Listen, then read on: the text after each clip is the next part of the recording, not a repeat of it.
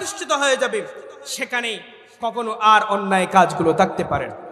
কারণ আজকে আমাদের সমাজে কাফড় পড়া প্রতিষ্ঠিত আছে, সেজন্য কোনো উলঙ্গ ব্যক্তিকে মানুষ চয়েস করে না, পছন্দ করে না। নেতৃত্বের আসনে কখনো ফাহেসা মানুষকে, উলঙ্গ মানুষকে মানুষ পাগল বলে। কারণ মানুষের শরীরে যদি পোশাক না থাকে তাকে আমরা পাগল বলি। কি বলি? কথা বলছে না? কি বলি? ও হরসারা হন মানুষ যদি এনে আইরে যদি বক্তব্য দেয় অনিতার হতাও নিবেন না কে? সমাজে কাফড় পড়া প্রতিষ্ঠিত আছে বলে। আমার সমাজে আজকে নামাজ পড়া প্রতিষ্ঠিত নাই বলে অসংখ্য মানুষ আজকে নামাজের সময় মসজিদ থেকে দূরে থাকে। ওয়াক্তের সময় যখন মসজিদে যায় তখন দেখি মসজিদের ভিতরে মসজিদ ফাঁকা, কাতারের অর্ধেক বা এক কাতার মুসল্লি হল। তাহলে আজকে নামাজ পড়া সমাজে প্রতিষ্ঠা নাই বলে আমরা সেই সমস্ত মানুষগুলাকে ঘৃণা করি না। কোন মানুষগুলাকে? যারা নামাজ পড়ে না তাদেরকে আমরা ঘৃণা করি। অথচ যদি আমার সমাজে, আমার দেশে যদি নামাজ পড়া যদি প্রতিষ্ঠিত থাকতো, তাহলে কখনো কোনো মানুষ নেতৃত্ব নির্বাচন করার সময় বেনামাজিকে নেতৃত্বের আসনে বসাতো না। ঠিক কিনা? কারণ একটু আগে বললাম, যদি যারা নামাজ প্রতিষ্ঠা করতে চায়, দিনদার ব্যক্তি যদি আপনি যদি আসনে বসান, তারা আমার সমাজে যত ধরনের ফাহশা, অশ্লীল বেহায়াপনা, মদ, জুয়া, ইফটিজিং, বেহায়াপনা সবগুলোকে দূর করে দিবে হুকুম দিয়ে। ঠিক কিনা? আর এই নামাজ আমাদেরকে সেটাই শেখায়। নামাজ আমাদেরকে ঐক্য, ভ্রাতৃত্ব শেখায়। কিভাবে করে ঐক্য শেখায়? নামাজ আমাদেরকে ঐক্য শেখায়, সেটার প্রমাণটা কিভাবে আপনি যদি ছোট্ট করে বুঝতে পারেন। নামাজ আমাদেরকে ঐক্য শেখায় কত সুন্দর করে। দেখেন, সমাজের ভিতরে একজন আরেকজনের সাথে ঝগড়া আছে, ফসাদ আছে, একজন আরেকজনের শত্রু, একজন আরেকজনের সাথে কথা বলে না। কিন্তু যখন মসজিদের ভিতরে যখন চলে গেল, ইমাম সাহেব যখন আল্লাহু আকবার বলে যখন নিয়ত বেঁধে ফেলল, নামাজের কাতারের ভিতরে একজন দাঁড়িয়ে গেল, সবাই কাতার বন্দী হয়ে যাচ্ছে, পেছন থেকে দৌড়ে এসে আরেকজন আল্লাহু আকবার বলে নিয়ত যখন বেঁধে ফেলল, কিন্তু তার পাশে তার যে শত্রু দাঁড়ালো, কখনো তার সাথে কথা বলে না, সেটা আর কখনো দেখার বিশ্লেষণ বিবেচনা করে না। এভাবে করে শত্রু মিত্র সবগুলো ছোট বড় নামাজের ভিতরে যখন শামিল হয়ে যায়, ইমাম সাহেব যখন আল্লাহু আকবার বলে নিয়ত করে, ছোট দেখে না, বড় দেখে না, শত্রু দেখে না, সবাই একসাথে এক কাতারে দাঁড়িয়ে যায়। জোরে বলে সুবহানাল্লাহ। নামাজ আমাদেরকে এই ঐক্যটা শিখালো। আজ যদি এই ঐক্যটা, যদি নামাজ আমাদেরকে, নামাজের ভিতরে যে ঐক্য আমাদেরকে শিখাচ্ছে, এই ঐক্য যদি আমার সমাজে, আমার দেশে, আমার রাষ্ট্র যদি আমাদেরকে শিখাতে পারত, কখনো আমরা কিছুদিন আগে যারা ছিল এই আসনগুলোতে, ওই সমস্ত ফাহিশা লোকগুলোতে নেতৃত্বের আসনে কখনো বসাতে পারতাম না। ঠিক কিনা?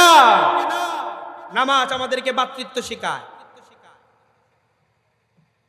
একে অপরের সাথে কথা কাটাকাটি আছে, কিন্তু মসজিদে যখন প্রবেশ করলো, মসজিদে প্রবেশ করার সাথে সাথে সে আমার শত্রু কিনা, সে আমার মিত্র কিনা, সে আমার বন্ধু কিনা, সেটা দেখা যায় না।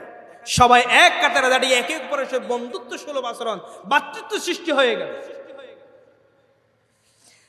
নামাজ আমাদেরকে নেতা নির্বাচন শিখায়। মসজিদে যখন প্রবেশ করেছেন ইমাম সাহেব, যখন যাকে আমরা নামাজের ইমাম হিসেবে আমরা দাঁড় করিয়ে দিব, তাকে আমরা চেক আপ করি, তার যোগ্যতাকে আমরা বাছাই করি। সে কখনো মিথ্যা কথা বলে কিনা, সে দাড়ি রাখলো কিনা, ফাহিশা কাজে সেই জড়িত কিনা। 5 জন 10 জন নামাজের জন্য মুসল্লি দেখা যায়, অথবা সর্বোচ্চ বড় মসজিদ হলে 1000-2000 জন মুসল্লি। ওই ইমামকে বাছাই করার জন্য কত কিছু আমরা চেক আপ করি।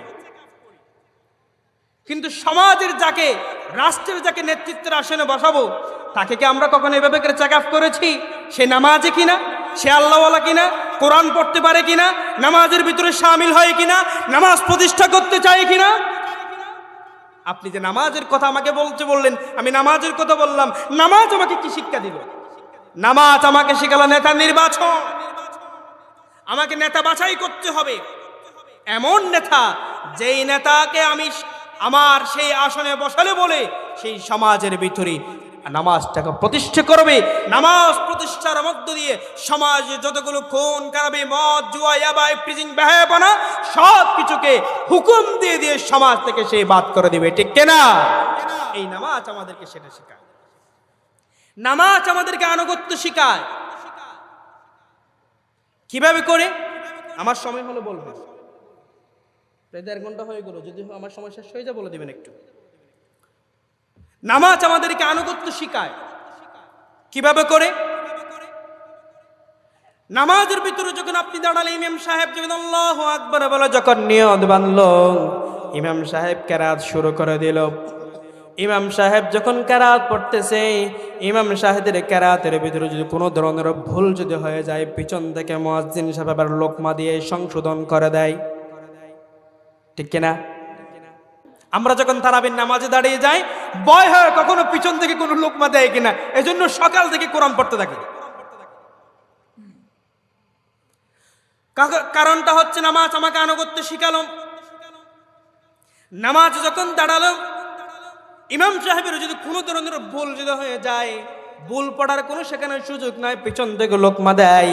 ইমাম সাহেব যদি বারবার করে যদি ভুল পড়তে থাকে, সেই ইমাম সাহেবকে বারবার সংশোধন নিয়ে যদি ইমাম সাহেব যদি ভুল হয়, সাথে সাথে সেই ইমাম সাহেবকে সেখান থেকে চেঞ্জ করে নিয়ে আসে।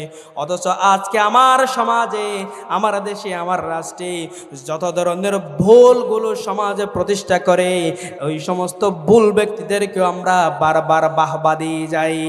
ঠিক কিনা? যত ভুল করার পরেও আমরা তাকে সংশোধন করি না, কারণ আমাদের আনুগত্য সেখানে নাই। ইসলাম কি আনুগত্য আমার শিখালো, নামাজ কি আনুগত্য আমাকে শিখালো। আমরা আজকে ইসলাম মানে শুধু মসজিদের ভিতরে প্রবেশ করলে, অথচ এই নামাজ আমাকে কি শিক্ষা দিল, সমাজে সেটা আমরা প্রতিষ্ঠা করলাম না। তো আমি কিভাবে পূর্ণাঙ্গ মুসলমান হলাম, ইমানদার পরিচয় কিভাবে করে দিলাম? সম্মানিত ভাইয়েরা, আসুন, এই নামাজ আমাদেরকে ঐক্য শিখালো, নামাজ আমাকে ভ্রাতৃত্ব শিখালো, নামাজ আমাকে নেতা নির্বাচন শিখালো, নামাজ আমাকে আনুগত্য শিখালো।